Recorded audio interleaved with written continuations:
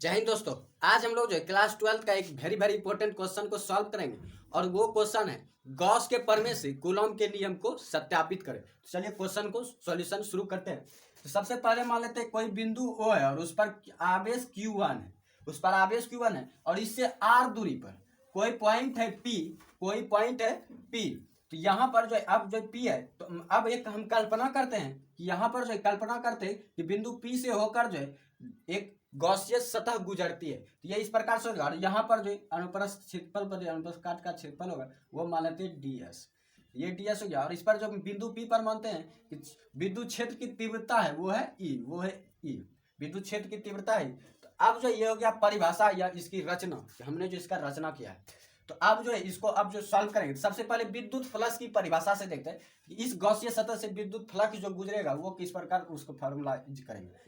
तो phi equal हो जाएगा विद्युत फ्लक्स की परिभाषा से, विद्युत फ्लक्स की परिभाषा से। तो फाइ इक्वल हो जाएगा integration of E into D S into cos theta. तो कॉस थीटा चूंकि जो है E विद्युत क्षेत्र की तीव्रता E और उन पर का जो गोला का है वो है ds। ये दोनों एक ही दिशा में, दोनों रेखा एक ही दिशा में जब होता है तब जो है कोण का मान वो जीरो होता है। इसलिए डी का थीटा का जो मान होगा वो होगा जीरो।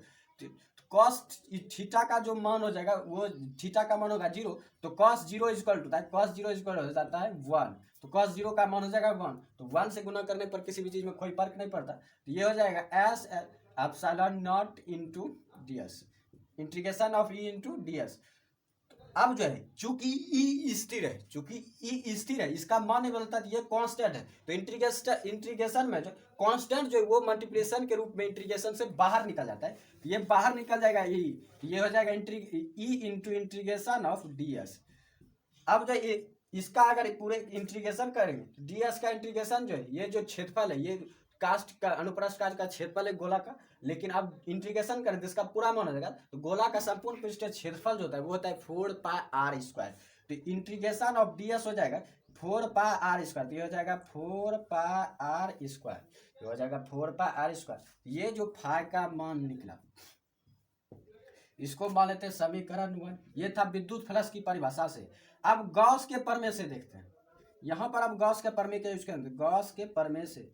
तो गॉस के प्रमेय से जो होता है वो होता है फाइ इक्वल टू Q1 हो जाएगा एप्सिलॉन नॉट। तो ये जो हो जाएगा गॉस के प्रमेय से Q1 बाय एप्सिलॉन नॉट। तो गॉस के प्रमेय से जो फ्लक्स आएगा Q1 इंटू एप्सिलॉन नॉट। तो अब इसको समीकरण 2 मान लेते हैं। तो समीकरण 1 और समीकरण 2 का अगर तुलना करेंगे तो दोनों LHS और RHS बराबर हो जाएगा। तो ये हो जाएगा समीकरण 1 और 2 से, समीकरण 1 और 2 से ये हो जाएगा E into 4πr², E into 4πr² Q1 by epsilon not. 4πr² को साइड कर देंगे, साइड चेंज करेंगे तो ये हो जाएगा Q1 bye 4πr² epsilon not. ये हो गया। अब जो है यहाँ पर मान लेते हैं P पर कोई परीक्षण आवेश हम लेते हैं Q, यहाँ पर कोई परीक्षण आवेश है वो है Q2। तो ये Q2 है। तब जो विद्युत क्षेत्र के कारण जो यहाँ पर आरोपित बल होगा वो हो जाएगा F is equal to Q2E। ये जो Q2 है ये परीक्षण आवेश। तो यहाँ पर लिखेंगे यदि बिंदु P पर परीक्षण आवेश Q2 हो तो F is equal to Q2 into E। तो अब जो है E का मान हम रख देंगे, E का मान हमने ज्ञात किया है वो E का मान हम रख देंगे। तो ये हो जाएगा Q2 इंटू Q1 अपॉन जो है 4πr² एप्सिलॉन नॉट। तो अब जो इसको सेपरेट यदि करेंगे तो ये हो जाएगा F is equal to Q1 into Q2 by 4πr² epsilon naught. और यही जो है कूलॉम का नियम, यही कूलॉम का नियम है, F is equal to Q1 into Q2 by 4πr² epsilon naught. तो ये प्रूफ हो गया गॉस के प्रमेय से कूलॉम का नियम।